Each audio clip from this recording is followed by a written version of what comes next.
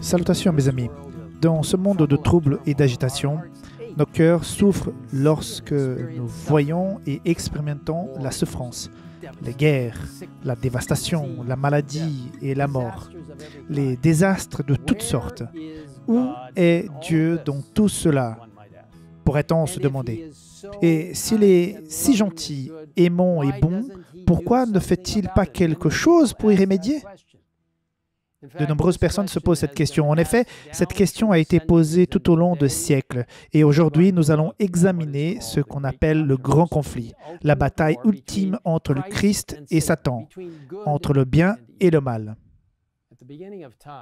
Au début de temps, après la création de ce monde, il nous est dit dans la Genèse chapitre 1, verset 31, que Dieu regarda tous ceux qui avaient fait et il constata que c'était très bon. Il y a eu un soir, il y a eu un matin, ce fut le 6e jour. Oui, tout était calme et beau. C'était parfait. Mais alors, que s'est-il passé? Pour répondre à cette question, nous devons remonter encore plus en arrière, jusqu'au ciel, là où les problèmes ont commencé. Des problèmes dans les cieux, vous pourriez demander. Les cieux ne sont-ils pas un endroit de paix parfait?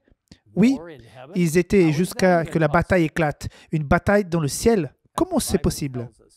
Comme la Bible nous le dit dans de nombreux textes, il y a eu des anges dans les cieux.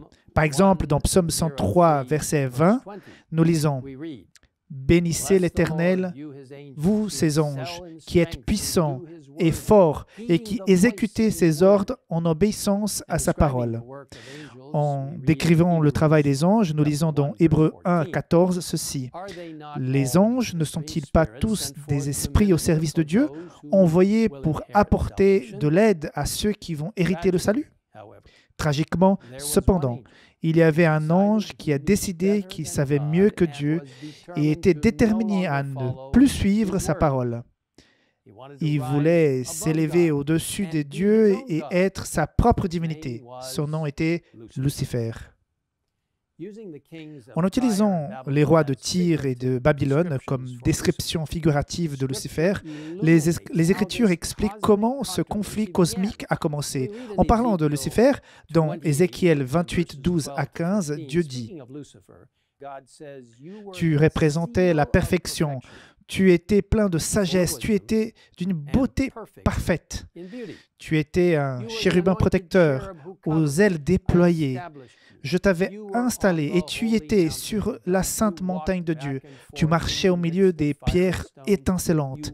Tu as été intègre dans ta conduite depuis le jour où tu as été créé, et ce, jusqu'à qu'on trouve de l'injustice chez toi. » Et dans Isaïe 14, 12 à 14, nous lisons « Comment es-tu tombé du ciel, astre brillant, fils de l'aurore?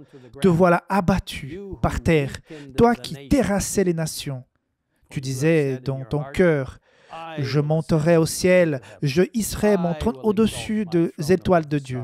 Je monterai au sommet des nuages, je ressemblerai au Très-Haut. » Bien que nous ne puissions pas expliquer ou justifier la naissance du péché, ses racines remontent à l'orgueil de Lucifer. En parlant de ce chérubin, Ézéchiel 28, 17 explique « Ton cœur s'est enorgueilli à cause de ta beauté. Tu as corrompu ta sagesse à cause de ta splendeur. » Au lieu de se contenter de sa position importante, Lucifer voulait plus. Il voulait être comme Dieu. La rébellion de Lucifer contre le royaume de Dieu a été la première étape de sa transformation en Satan, c'est-à-dire l'ennemi. Par ses sophismes, Satan a réussi à tromper un tiers des anges qui sont joints à lui dans la rébellion. Comme nous lisons dans Apocalypse 12, 7 à 9, qui déclare Il y a eu alors une bataille dans les cieux. Michel et ses anges combattirent contre le dragon. Le dragon et ses anges combattirent aussi, mais ils ne furent pas les plus forts. Il n'y eut plus de place pour eux dans le ciel. Il fut jeté dehors, le grand dragon, le serpent ancien, appelé le diable et Satan. C'est lui qui a égaré toute la terre. Il fut jeté sur la terre et ses anges furent jetés avec lui. Malheureusement, comme nous le savons tous, Satan a apporté sa tromperie sur terre et avec la tromperie insidieuse dans le jardin d'Éden, il a réussi à convaincre Ève, qui a ensuite convaincu Adam de prendre la première bûchée de désobéissance, plongeant ce qui était autrefois un monde parfait dans les profondeurs du péché, de la misère et de la douleur que nous voyons aujourd'hui. Nous examinons les croyances fondamentales des adventistes du septième jour et aujourd'hui, nous nous penchons sur la croyance fondamentale numéro 8, le grand conflit, qui dit ceci.